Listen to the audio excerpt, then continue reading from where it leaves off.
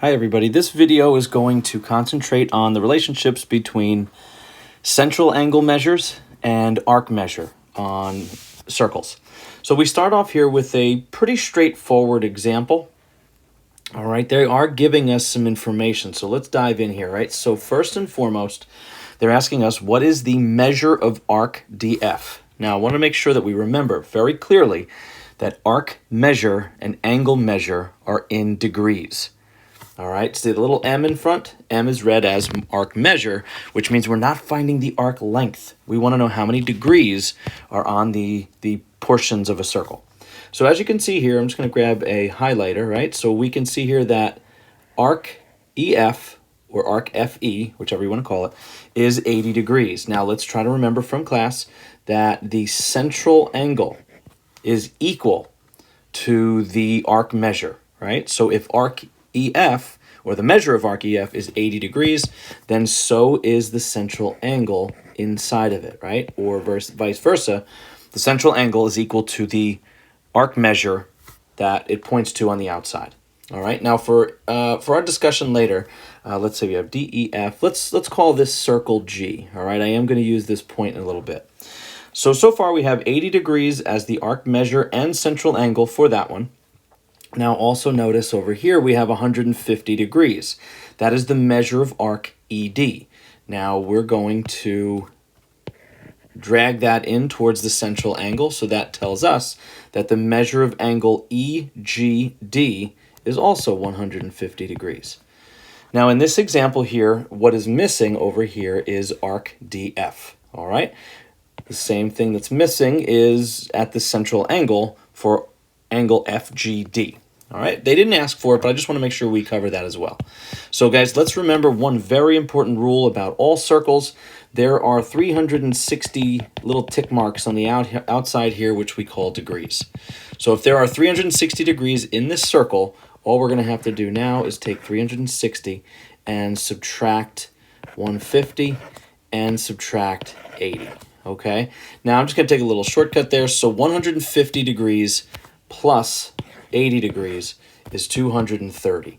So I'm going to subtract 230.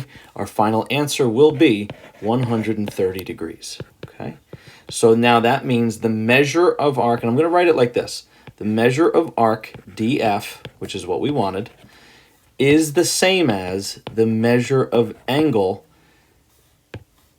FGD in the center, right? So the arc will be equal to the central angle that forms it. So finally, the measure of arc DF is equal to the measure of angle FGD, which is equal to 130 degrees. All right, so now I'm going to try a second example here. So it says, what is the value of x? So now we have to solve an equation here. So what I want to do is I want to use, maybe I'll just use a couple different highlighters here, right? So I'm going to say that the measure of arc GE is 85. So I'll use yellow, I guess, right? And then we're going to have another arc over here, which I'll use blue, which is arc FG. And then we're going to have a third arc, which is going to be FE, right? Arc FE. So now, ladies and gentlemen, we have three arcs that have a total of 360 degrees. So let's go ahead and just really add up our expressions. We're going to have x plus 70 plus x plus 79 plus 85 equals 360. All right, so now after combining our like terms, we're going to have two x's and then 70 plus 79 plus 85. So we're going to end up with 2x plus 234 equals 360.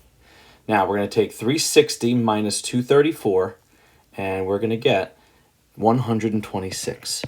So now I have 2x equals 126, and after dividing by 2, we get x equals 63. All right, now listen, that is the answer for this question here. But what I'm going to do is I'm just going to take it a step further. All right, I would like to ask you guys, what is the measure of angle? Let me see here. Actually, let's do this. EFG, let's call this circle H. So what is the measure of angle FHG?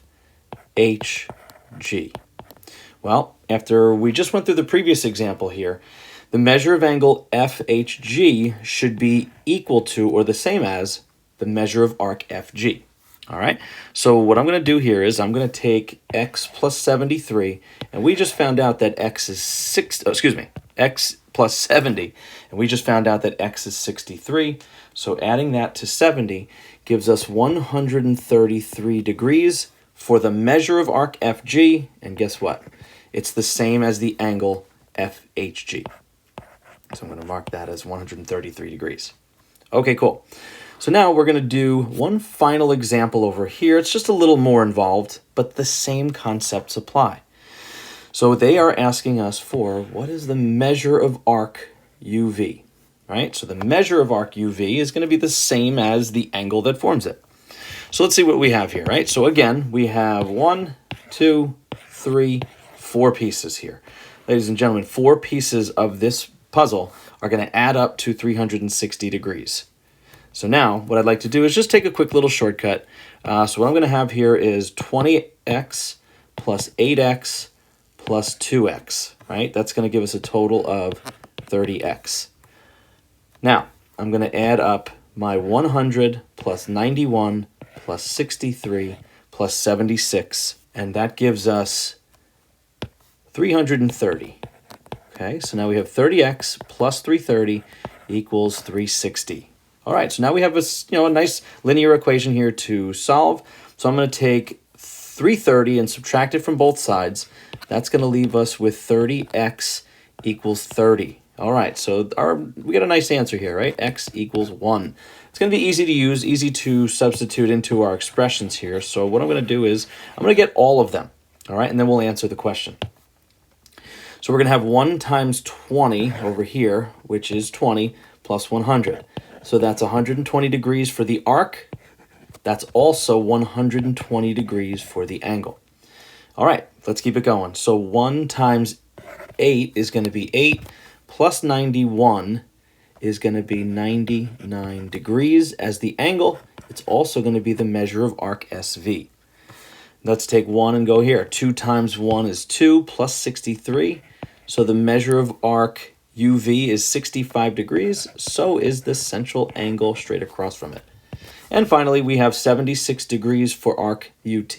It's also the same as the central angle that forms it. Guess what the total of all 4 of these are? That's going to be 360 degrees, but our final answer will be the measure of arc UV, which is 65 degrees. All right, so this video hopefully helps us to remember that the central angle is equal to the arc measure across from it.